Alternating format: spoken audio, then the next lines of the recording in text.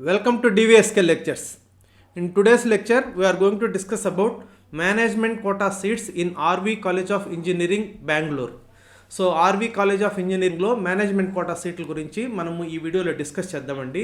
Eligibility ఏంటి, అసలు fee details for different branches, application procedure అదంతా కూడా మనం డిస్కస్ చేద్దామండి.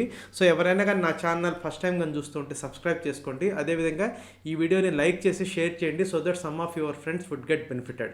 ఈవెన్ 3-4 lakhs కూడా కొన్ని బ్రాంచుల్లో ఉన్నాయండి. సో ఆ వివరాలు కూడా మనం ఇప్పుడు డిస్కస్ చేద్దాం. సో కామెట్కే మీద నేను చాలా వీడియోస్ చేశానండి. ఆల్రెడీ మోర్ దాన్ 30 వీడియోస్ అయితే చేస్తున్నాను.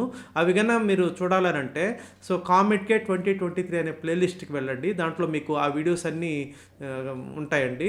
అదేవిధంగా మీకు డిస్క్రిప్షన్లో కూడా ఈ ప్లేలిస్ట్ యొక్క లింక్ ఇస్తాను. మీరైతే ఆ వీడియోస్ చూడొచ్చండి.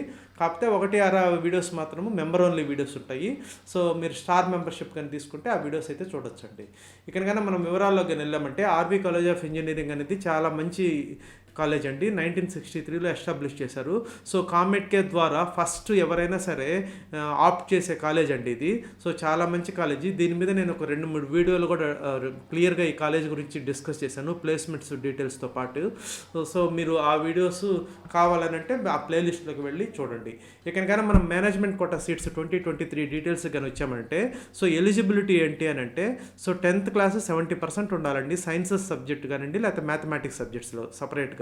అదేవిధంగా 11th ఇంటర్ ఫస్ట్ ఇయర్లో 65% ఉండాలండి, మ్యాథ్స్ అండ్ ఫిజిక్స్ సబ్జెక్ట్స్లో సపరేట్గా.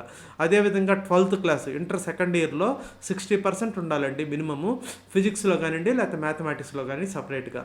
సో అదేవిధంగా క్యాండిడేట్స్ అందరూ కూడా కంపల్సరీగా కేసెట్ కానివ్వండి లేకపోతే కామెట్కే 2023 కానివ్వండి లేకపోతే జేఈ మెయిన్స్ 2023 కానివ్వండి రాసి ఆ ర్యాంక్ అనేది ఉండాలండి. సో ఇవన్నీ కానీ ఉన్నాయనంటే మీరు ఈ మేనేజ్మెంట్ కోటా ద్వారా ఆర్వి కాలేజ్ ఆఫ్ ఇంజనీరింగ్లో సీట్ అయితే పొందొచ్చండి. ఇక్కడ మనము ఈ నోటీస్ కానీ చూసామనంటే admission for first year BE under management quota for the academic year 23-24. So దాంట్లో క్లియర్గా ఇచ్చారు చూడండి.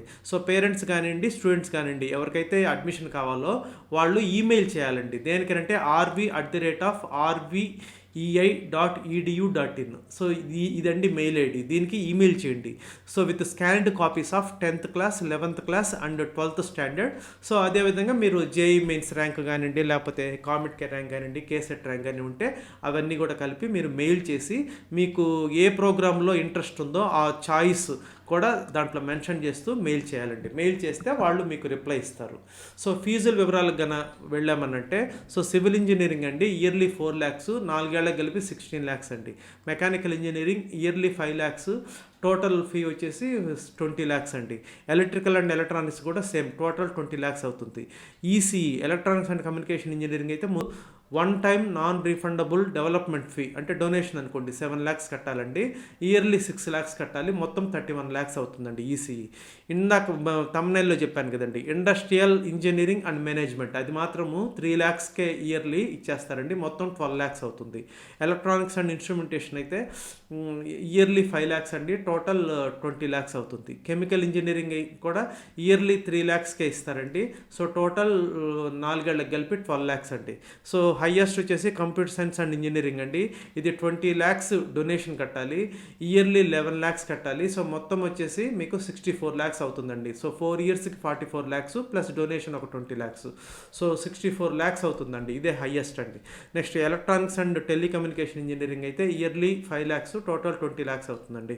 Information science and engineering donation వచ్చేసి 10 lakhs, ఇయర్లీ కూడా 10 lakhs. సో మొత్తం 50 lakhs అండి. So computer science related branches ఇంకా మిగతా వాటన్నిటికీ 50 lakhs అవుతుందండి. Biotechnology 2 lakhs donation, 5 lakhs yearly. So total 22 lakhs అవుతుందండి. Aerospace engineering 3 lakhs donation, yearly 6 lakhs అండి, టోటల్ 27 lakhs అవుతుందండి. Artificial intelligence and machine learning donation 10 lakhs, yearly 10 lakhs, total 50 lakhs అండి. Computer science and engineering with specialisation in cyber security donation 10, yearly 10 lakhs, మొత్తం 50 lakhs అండి. So computer science and engineering with specialisation in data science donation 10 lakhs, yearly 10 lakhs, so total fee వచ్చేసి 50 ల్యాక్స్ అండి. So other than సిఎస్సికి మాత్రం 64 ల్యాక్స్ అండి. So మిగతా CSC related branches అన్నిటికి కూడా 50 ల్యాక్స్ అవుతుందండి మొత్తము. అదే ఈసీఈకి తీసుకున్నారంటే 31 ల్యాక్స్ అవుతుందండి.